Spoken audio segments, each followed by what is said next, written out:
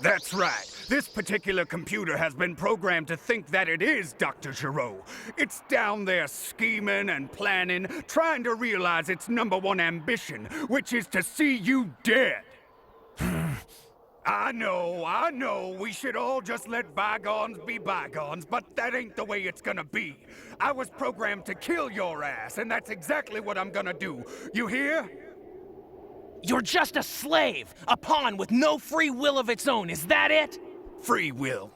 Pitiful humans. War, segregation, hatred.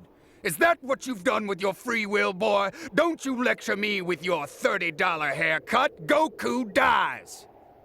We'll see, you red ribbon redneck. Yes, we will.